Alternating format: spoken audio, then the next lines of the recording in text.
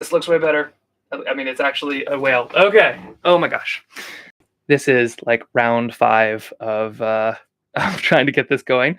Fighting technology, but we're not going to fight with whales. So this is very exciting. Here is a humpback whale, and we're going to paint it. So I'm just going to wait a little while for anybody to come on board, make sure things are working.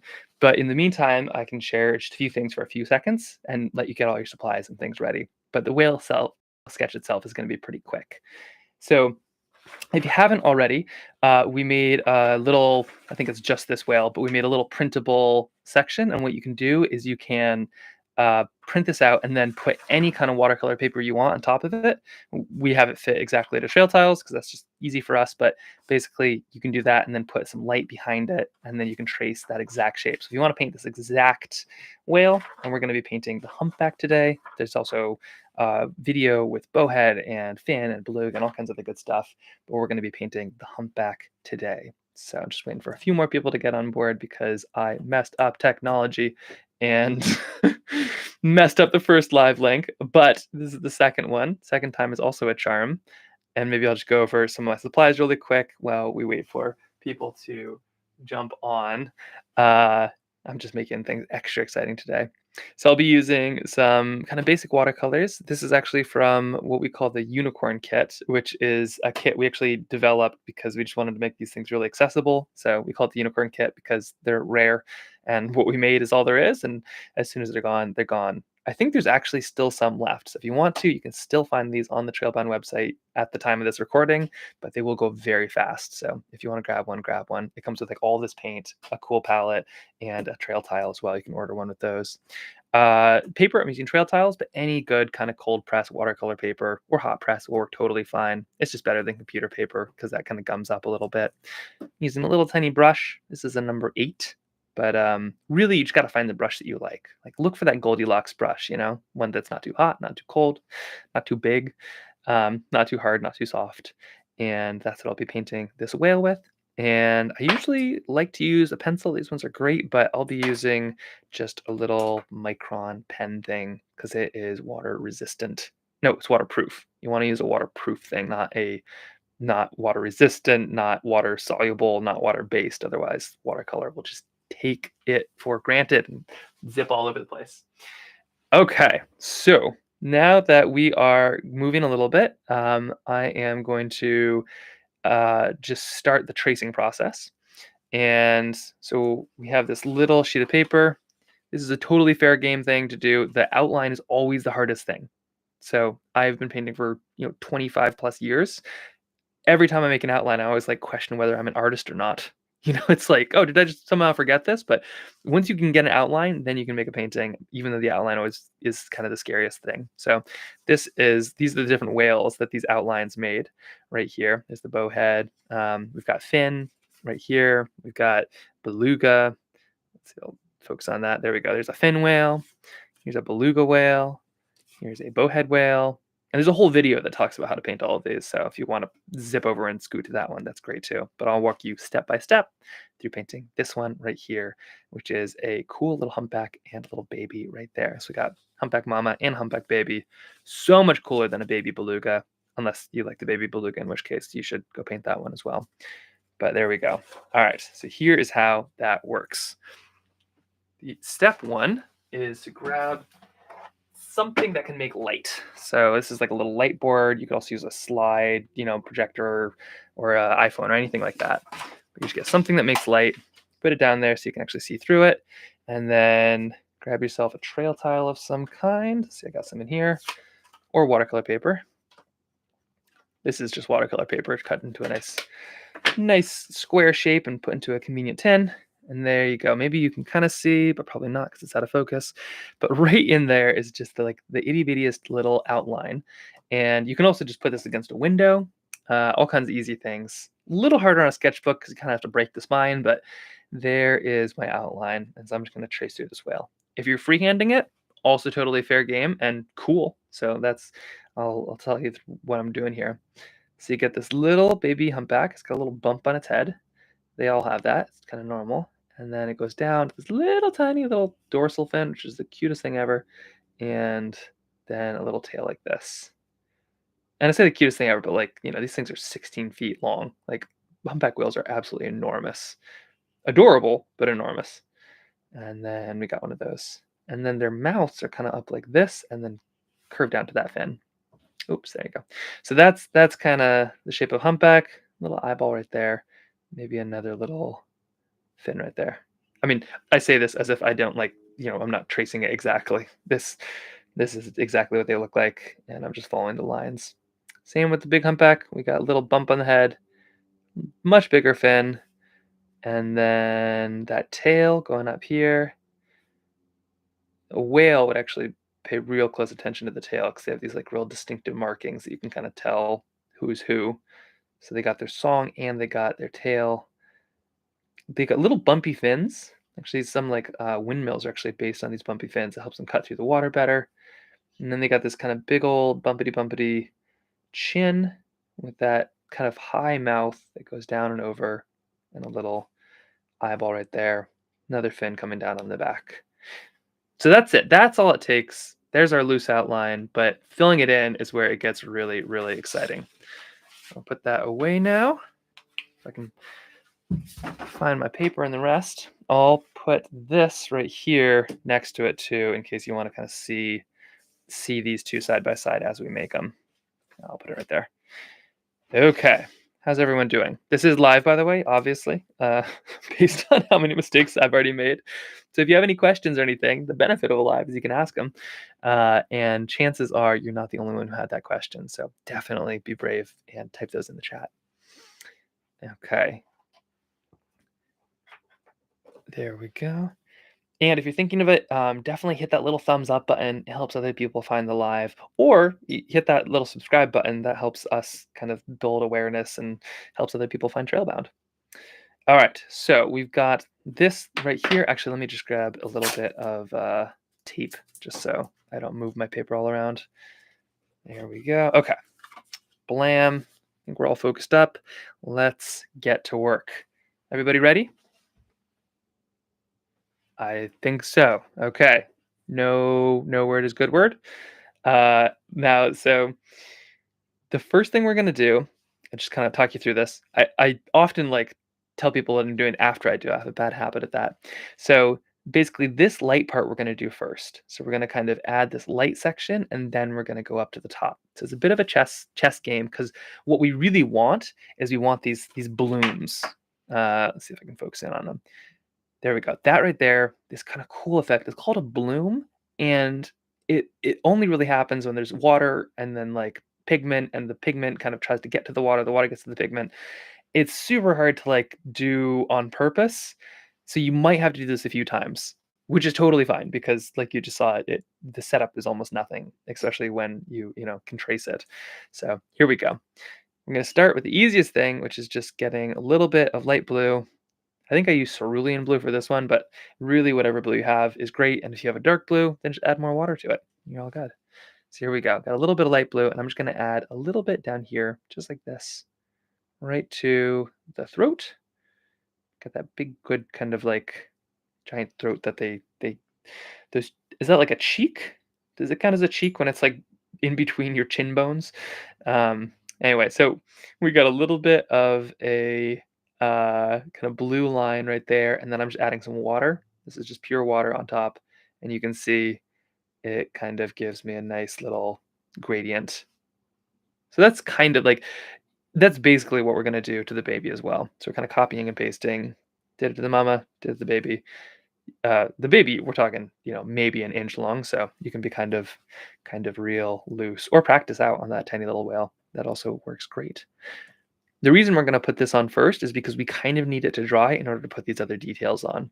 So if you're in a very humid climate, you might have to wait a little longer. Fortunately, I live in Alaska, which is dry as a bone. So here we go.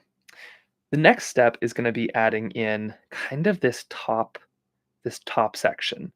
And you can tell like this whale, it's basically much darker on the top and then works its way down. And then once you do that, then we're going to add those details like fins and stripes and all that good stuff. But this top section is going to be kind of interesting because we are going to put like a really dark layer of color, and then we're just going to add water and just like let it kind of just do its thing. So it's super nerve-wracking. Let's try it with the baby whale first, and then let's move down to the big one. So I'd suggest kind of mixing up a bunch of different colors. I've got, let's see, I made some purple here earlier. If you want, like, I'd say if you want to know the actual colors I'm using, the website has some info on it, but like I use so many different colors. Really, it's whatever you have. When it comes to like purple or something, don't be afraid just to mix your own. A little bit of red, a little bit of blue. You might find something that you like even more. Watercolor is such an imperfect science, and you'll see it here. All right, a little bit of purple. I'm trying this baby here, and I'm just going to add right to the top. Being real careful, just kind of stick within those lines a little bit on the top. Bottom doesn't matter yet. A little bit of purple, and then I'm going to add other stuff too. But by doing this kind of on the whale itself, creates these really interesting flows and textures and mixes you'd never be able to do on your own. So I got a little bit of purple. Maybe I'll add some this nice dark blue. A little bit to the head there. I don't want it to kind of bleed into the jaw. So if your jaw is still wet, like this one right here, I can still tell quite wet, you are going to want to kind of avoid that. In fact, I might even use a little bit of blotting just to make sure that it's dry enough for when I can. But anyway, I digress. ADHD, the painting. So, and then I got a little blue. I might even add a little bit of indigo or something, which is kind of a nice dark, dark blue. But ultimately, once I get all my colors there, I'm going to add some water to that base to kind of pull them all down. And the reason I want to get all my colors there first is because you can't really go back. That's kind of a one and done version of a painting, which is great if you like, are in a rush or you kind of like that Zen mode. It's terrible if you are nervous that you're going to get it wrong. But if you do get it wrong, and I don't think there is really a wrong, you just go back and try it again. Okay, now this is just pure water on the brush. Here we go. A little bit of pure water onto our whale, right onto this bottom side, not trying to overwork it. Really, I'm just kind of laying it down. And here's the craziest part. I'm just gonna wait.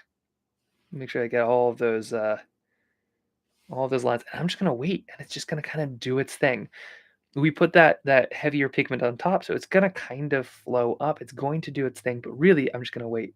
And it's weird that I'm even explaining this long because it's like the process is so simple. The chemistry is kind of cool, but really, we just put it there and we just wait, and it's gonna do some magic. The issue is we can't really control that, so it might not be magic we like, but that's okay. Watercolor is all about kind of just having fun, the process, not the product. And like I said, you might have to do this again, but it'll be way better the second time, and you can have fun with it too. All right, copy, paste. Let's do that same thing with our big whale. A little bit of some purple. Oh, no, it's red. A little bit of some purple right here. You also might notice my water is blue, and that is because I painted something blue before this, and I have not had time to change my water. I was actually very sad. I was hoping to make tea. Turns out I had no extra water. All right, we're adding some purple right up here. This whale is going to be a little bit more noticeable. You can't mess up that bottom one too much, or that top one too much. This whale, a little bit more room to let things go awry, but that's why it's nice that we got some practice. Okay, a little bit of purple in there. You could also just do one color. You could do all of this 100% indigo and be fine. That would also look pretty cool. But why not just like add some other colors, It's like you never know. Maybe you'd see something you like, and worst case scenario, you just cover it with indigo anyway. Okay, a little bit of blue in here now. Just having fun. Just seeing what happens. And then let's add some of that sweet, sweet indigo. Gosh, indigo might be my favorite color. Or purple. I don't know, or yellow. I'm like, it changes on a daily basis. Okay, a little bit of indigo now going on top. And I'm just kind of adding this layer just to the top there because it will even bleed into these other colors on its own. Also, with this kind of painting, really the looser and chiller you get, the better. So don't worry too much about getting this part right. It's really, you could have added one of 10 colors and it would have looked great. Okay, a little bit of this right here. This is just pure water. And here we go. Watch this. Pure water going down. You can put it down and then connect them, or you can kind of connect them while you're going. But just a little bit of pure water, and you can already see they're starting to mix. Right up here as well. A little bit more pure water. Right to the top, right over the side. Making sure I get that good little distinction between its face and its chin. Little chinny chin chin. That would be an interesting story. The three bad wolves, but wait, three bad pigs? Three little pigs with whales. That'd be a fun adaptation. Anyway, a lot of water right there, and check it out. Like we have this cool effect already starting to happen. It's called a bloom. You can always add just if you wanted to add just a touch of a water drop too to the top pigment. That's kind of interesting sometimes as well. But over time, this is going to do this really cool little effect. Already, I can feel myself like wanting to kind of poke at things. If you want to do a little bit of that, that's okay. But really try to hold yourself back. Don't overthink it. It's going to work out. If you have to do something, here's what I'd suggest. Grab a little indigo or something. You are still allowed to work the top. So if you want to work a little bit on top, that's okay. But stay away from the middle because that's kind of where the magic happens. And that's where we gotta like leave. We gotta draw the line somewhere.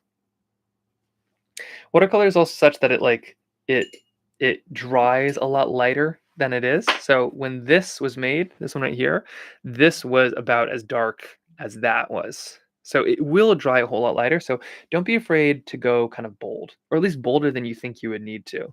Like when this one was made, this is practically black, and then it dries in all these interesting, shapes and shades and things like that.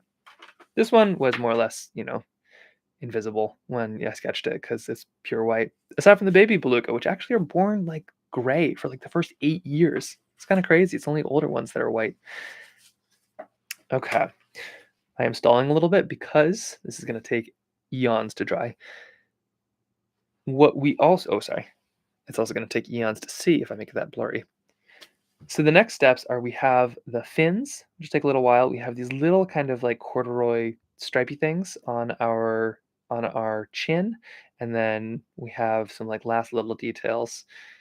What we could do is we could work on these little corduroy stripy things on the chin if you wanted to.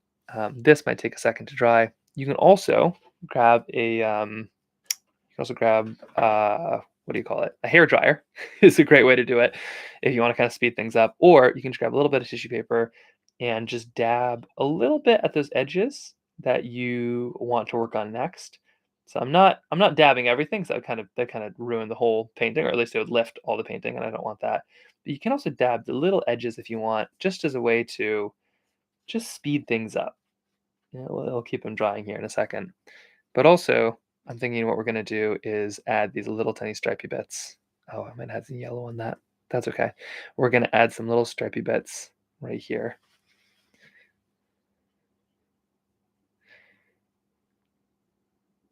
Oh, yes. And Dana, with putting paint to paper, you're not the only one who thinks this stuff is scary. I mean, like, I've been painting for so long. In fact, I painted a live fox the other day. These are all the versions that I had to do to like try to get it right. And now that I look at them, I think that they're all fantastic. At the time, I was so worried about disappointment, and same with things like whales or all of these sketches.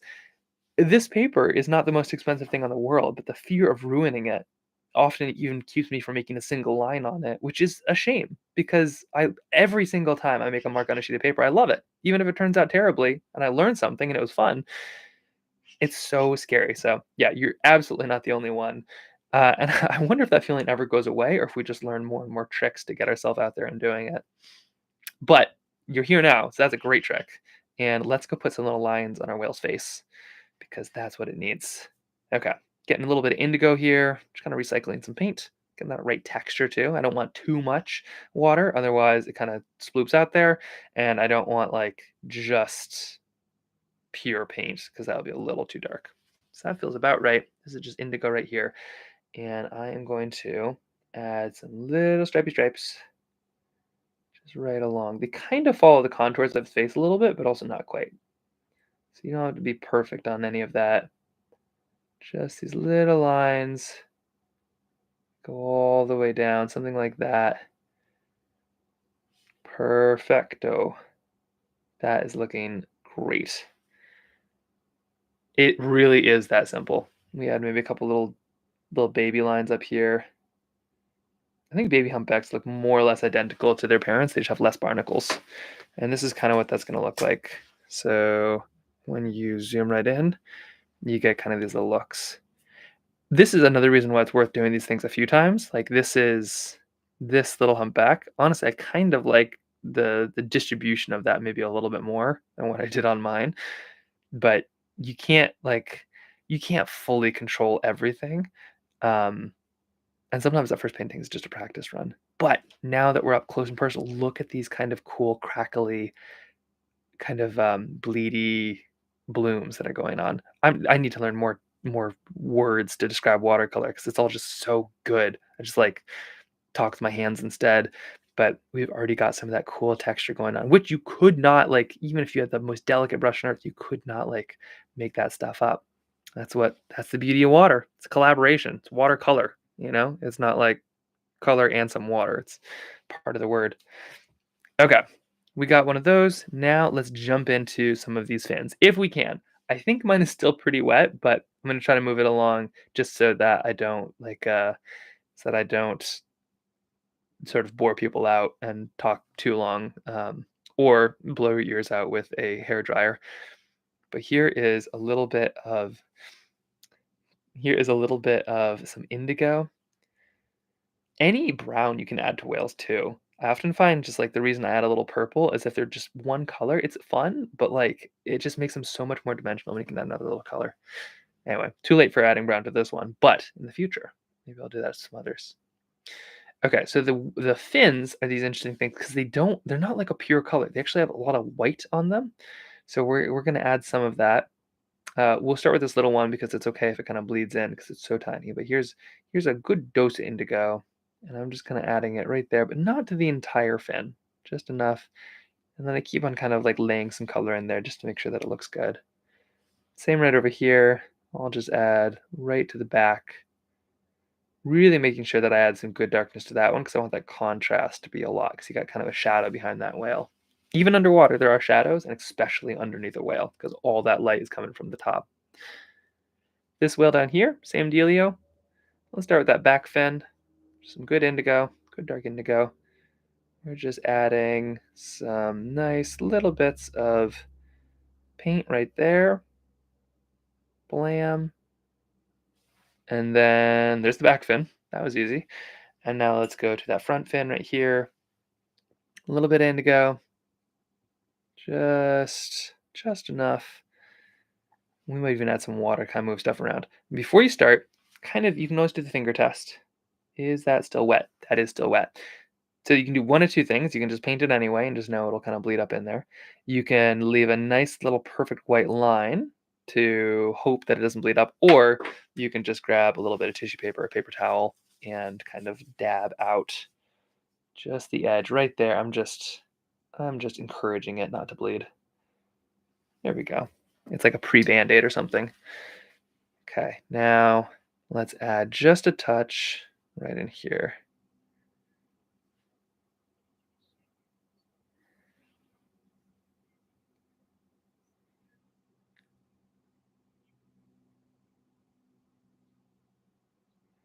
Oh, there we go. Okay. And thanks to everybody for all these comments too.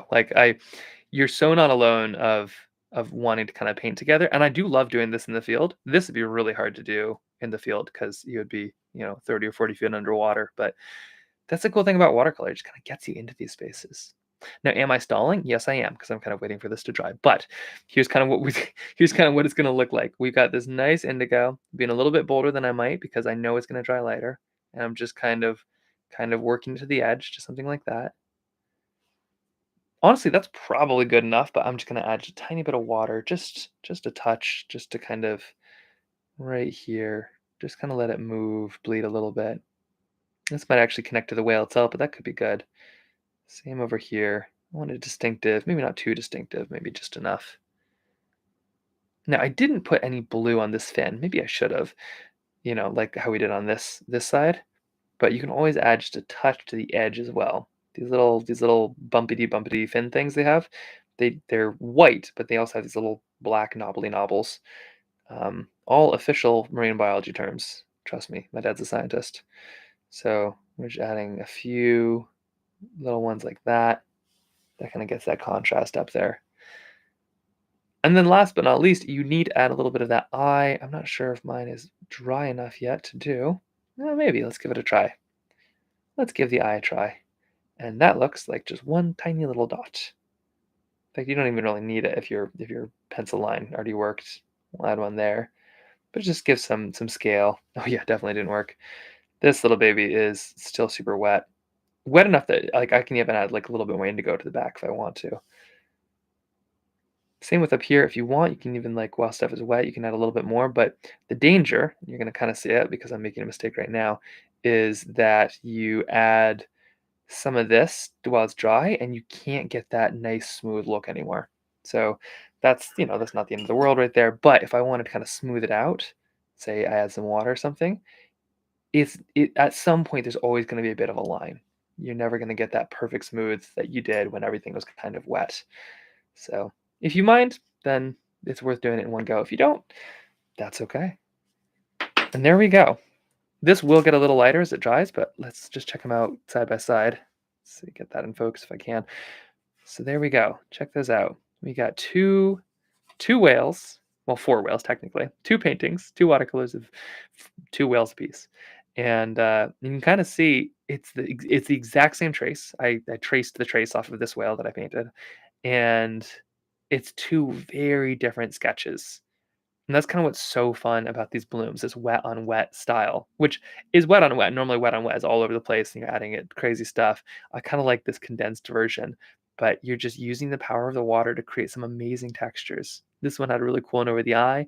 I love what's going on in the back here. And for you too, like chances are you might have the exact same shape, the exact same colors, but it's going to be a totally different whale. So definitely send us over some photos on Instagram if you get a chance. That'd be really cool to see.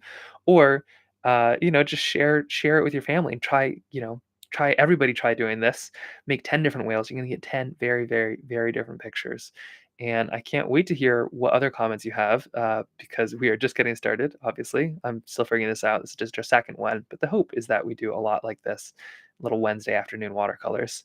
So if you have any suggestions or questions or comments, now would be a great time while people are finishing them up. I'm live, I'm here, and if you have, well, honestly, I probably don't have any answers, but I've probably done most of the mistakes. So I might be able to save you a trip or two to the art store if there's anything you have questions about. But I'll leave those right there. I also have tons of other watercolor and supply stuff around me. So any questions? Go check out the chat here.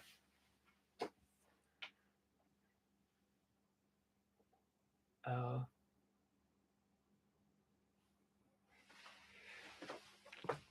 Thanks, Rachel. Yeah, I mean, it's hard to find. So you were talking about kind of motivation, painting, and I appreciate that you're glad that you're here. And let's see, Pacific Northwest, PNW, right? Yeah, okay, Pacific Northwest. So I went to school in Bellingham. I did a lot of kind of rainy sketching. I mean, that's kind of where a lot of this started, like Bellingham, just just constant rain in the winter, and watercolor is great for that. It's super hard to paint outside, and actually, if you want a like little advice, you can actually do some really cool sketching outside without using watercolor. So, for instance, like whales, very hard to sketch in the system, but you might see one on a whale watch or something. Literally, just next time you're there, make a little bit of a line. I wouldn't suggest using pen because in like spritzy weather, like they have in the Pacific Northwest, but if you use like a something like this. This is called ink tents. This is a little pencil. They are waterproof. They like when they set, they're totally waterproof. So a lot of times there'll be, a lot of rain in Alaska. These will get soaked, but I'll still be able to sketch on one because this is basically, liquid watercolor more or less. But once it dries, it's totally set for the most part. And so you can actually sketch with these in like very wet environments, it might get all over the place, but then when you come back and you can kind of paint it in, it kind of still holds those feelings and everything you were there. It's almost like amber, like traps it in the ink. But yeah, watercolor is such a great way to kind of connect, especially when you're in a rainy place like the Pacific Northwest.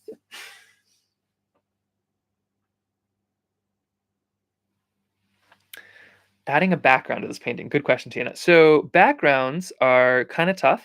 They can happen one of two ways. So if I was to add a background to this painting, the first thing I'd do is I'd make a box. So for instance, like with this fox, um, put a little box around it, instantly fancier for starters. Like when you put a box around something, it just like I don't know what it is about it, but it makes it super fancy. But it also means that like with backgrounds, when it's no background, like sorry, I take it back. When it's no background like a whale, I like to leave them box free. Let them, let them swim out of the frame if they want. When there is a background, I love just to start a box because it just feels good. And the two ways you could do it is the first way you could basically put a box around it. When you were painting in kind of this layer, you could just put a splash of water. It will take you another 15 minutes because you're gonna have to wait for it to dry. But basically, with the outline on, box around, just sort of go around the edge of the box with some good color, kind of like what we did with this whale's back. A lot of water in the middle, let it kind of flow in. It'll look great. It'll look really great. Or you can kind of do a little bit of darkness and get some cool effects in the top, almost look like the ocean. And then you can add in the rest. If you wanna be super fancy, or I don't know if it's any fancier, you could do the same. You could put a little bit of an outline around it, and then you could just meticulously go in and paint around this whale with something darker than whatever the darkest thing in the whale is.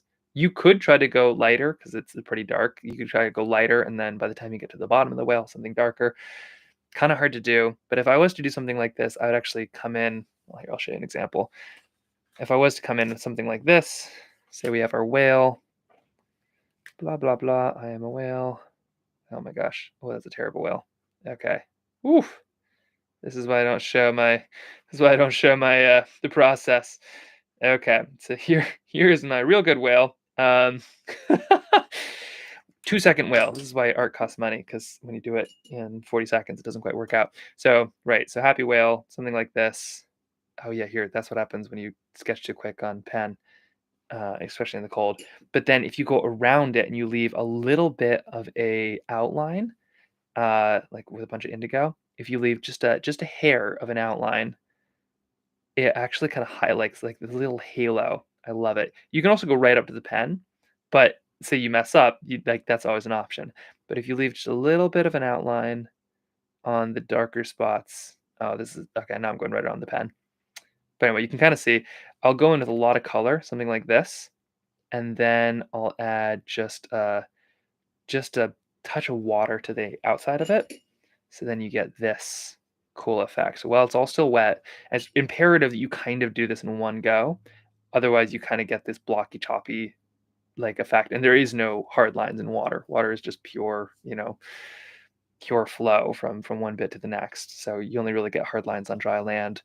But there we go. So like when you do something like that, you could kind of try to get all of it real matte, but I would actually suggest just bringing in some good color, some nice dark color, and then letting that water pull it around. Kind of hard to pull off. Takes a few times, but if you're not super happy with the whale, try this technique as just practice, and you might actually find like it's fantastic. Does add another layer of risk because all of a sudden, you had maybe something that you liked a lot, and there's a chance that you mess it up or accidentally cover it in water, or in this case, indigo. But yeah, it's when paintings don't go my way, I usually toss one of these around just to feel, what that would have looked like, and actually sometimes it really saves the painting, and I find out that I love it even more because of that. Wow, this has really turned out to be a great whale. Real Moby Dick. Okay. Any more questions? This has been a super fun one.